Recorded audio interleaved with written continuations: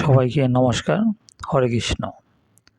আমাদের আজকের আলোচনা বিষয় কলিযুগে মহাপাপ, অর্থাৎ কলিযুগে কী কী কর্ম করলে সেটা মহাপাপ হিসেবে পরিগণিত হবে। আমাদের প্রথম প্রশ্ন, মাংস খাওয়া কি উচিত? প্রকৃতপক্ষে আমাদের শাস্ত্রগ্রন্থ কী বলে মাংস খাওয়া বা আমিষ আহার এ বিষয়ে? প্রথমে আমরা দেখব, সনাতন ধর্মে খাদ্যকে 3 ভাগে ভাগ করা হয়েছে: সাত্ত্বিক, রাজসিক, তামসিক। 3 প্রকার খাদ্য রয়েছে, 3 শ্রেণীর মানুষ তা গ্রহণ করে থাকে।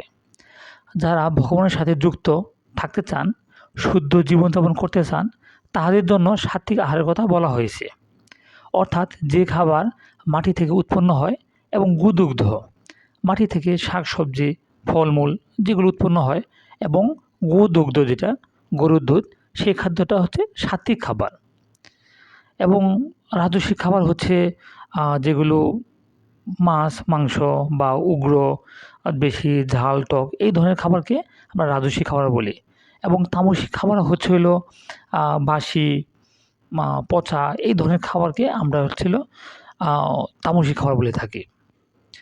বেদে, ঋগ্বেদে ১০ম মণ্ডল ৮৭ নম্বর সূক্ত ১৬ নম্বর মন্ত্রে বলা হয়েছে, পাষণ্ড তারা যারা প্রাণী মাংস ভোজন করে।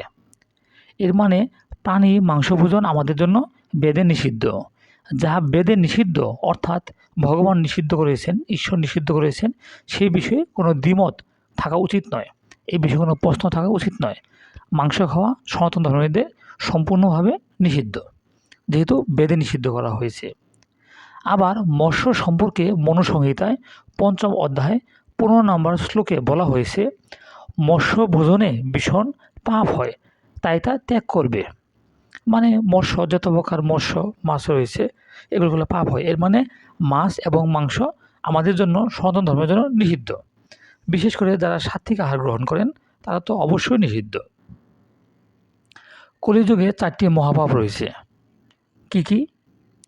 জীব হিংসা অর্থাৎ আমিষ আহার, মদ্যপান, মাদকদ্রব্য, জুয়া এবং অবৈধ স্ত্রী বা পুরুষ সঙ্গ, ব্যভিচার।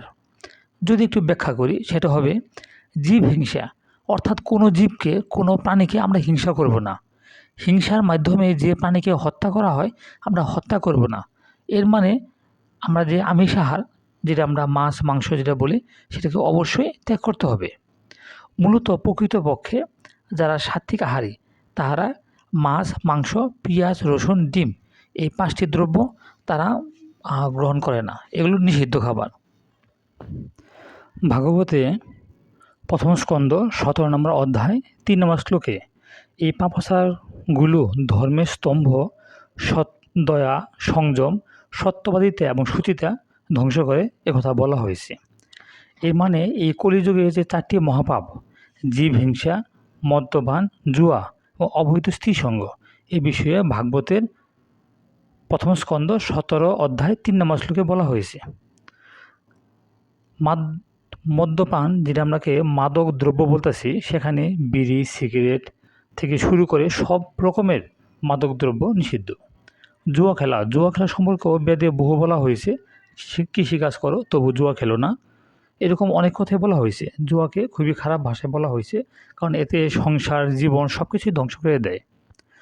অবৈধ স্ত্রী সঙ্গ বা পুরুষ সঙ্গ, বিবাহ বহির্ভূত নারী পুরুষ অবৈধ সঙ্গকেই এখানে বলা হয়েছে ব্যভিচার, যা অবশ্যই নিষিদ্ধ।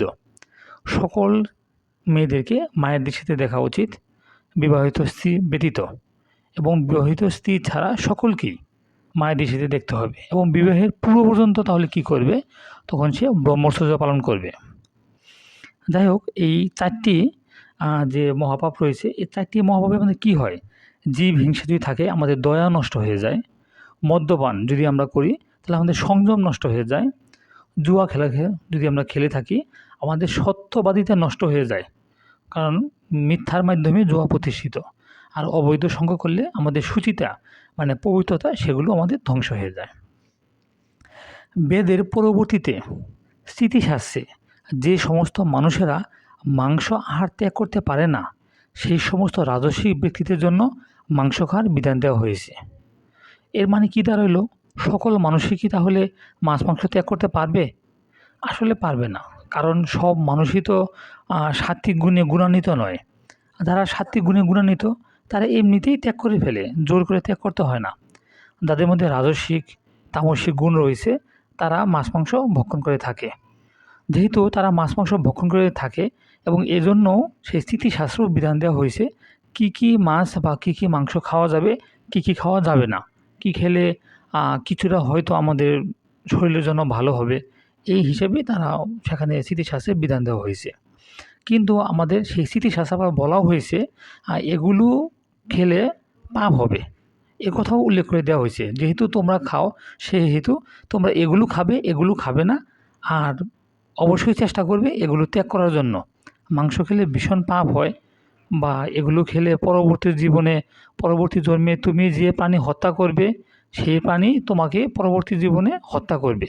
এরকম বিভিন্ন বিধান দেওয়া হয়েছে। তাই অবশ্যই আমাদের সাত্ত্বিক আহারের দিকে আমাদের যেতে হবে আর কি। আবার স্থিতিশাস্ত্রের সর্বশেষে মাংস ত্যাগ করে সাত্ত্বিক আহার গ্রহণ করতে বলা হয়েছে। যেটা এতক্ষণ বললাম আর কি, যে আমাদের সাত্ত্বিক আহারই হচ্ছে শ্রেষ্ঠ খাবার এবং সেটাই আমাদের গ্রহণ করতে হবে। এরপর দ্বিতীয় প্রশ্ন হচ্ছে গোমাংস সম্পর্কে শাস্ত্রে কী বলা হয়েছে? যেহেতু মাংস খাওয়াই নিষিদ্ধ, সেখানে গোমাংসের কথা তো কল্পনা করা যায় না। কারণ শাস্ত্রে গরুকে গোমাতা বলা হয়েছে। যেখানে গরুকে মায়ের সাথে তুলনা করা হয়েছে, সেক্ষেত্রে তো আমরা এখানে তো কোনো প্রশ্নই আসতে পারে না। আমরা মায়ের সাথে কাকে তুলনা করি? এই দেশ মাতৃকা, এই দেশকে মায়ের সাথে তুলনা করি, গরুকে মায়ের সাথে তুলনা করি। কারণ মা আমাদের যেভাবে সেবা যত্ন করে আমাদেরকে রক্ষা করেন, এইগুলো আমাদেরকে সেভাবে রক্ষা করেন।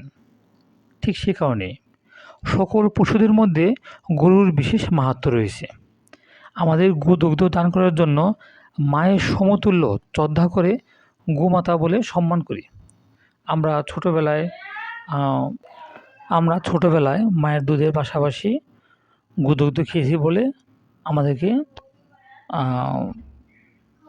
সেই গরুকে আমরা গোমাতা বলে সম্বোধন করি।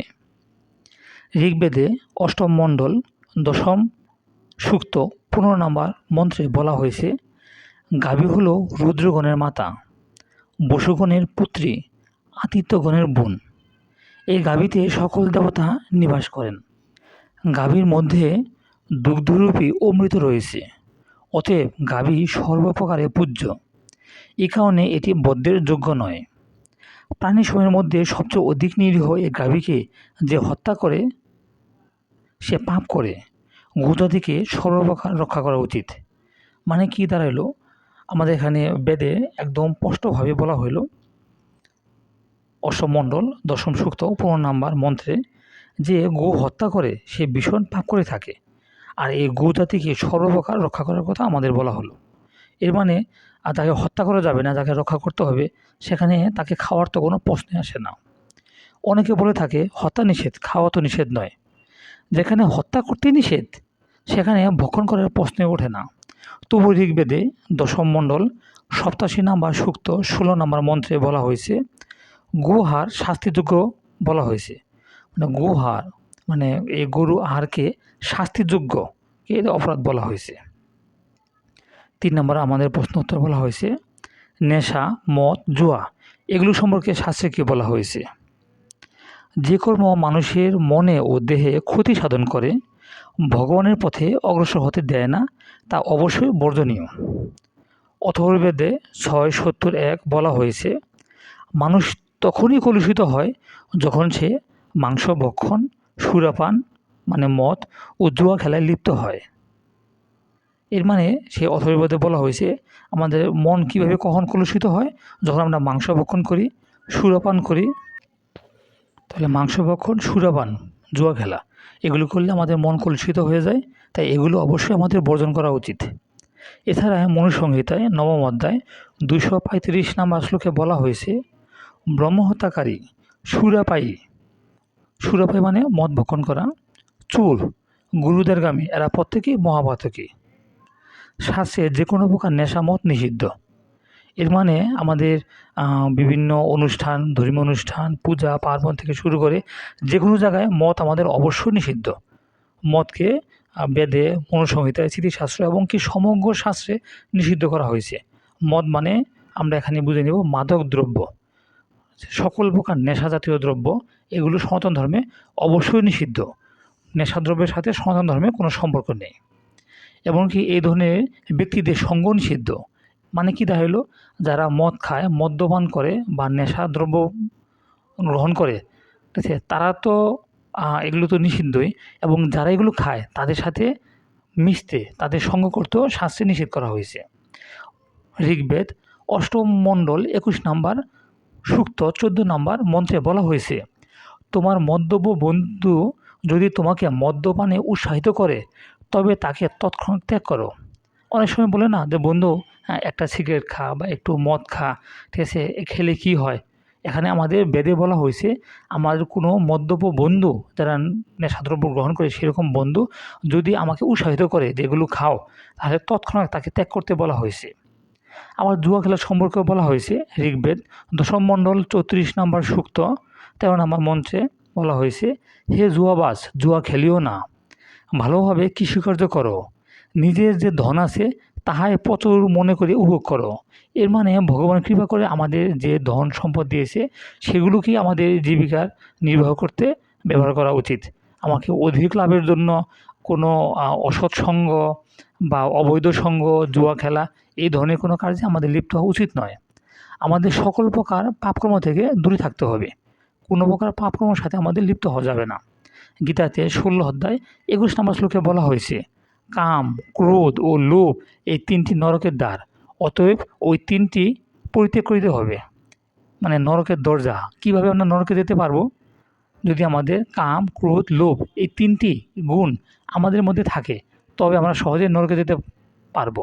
আর যারা নরকে যেতে চায় না, তাদেরকে অবশ্যই এই কাম, ক্রোধ, লোভ এই ৩টি অবশ্যই আমাদের ত্যাগ করতে হবে। সবাই ভালো থাকবেন। সবাইকে নমস্কার।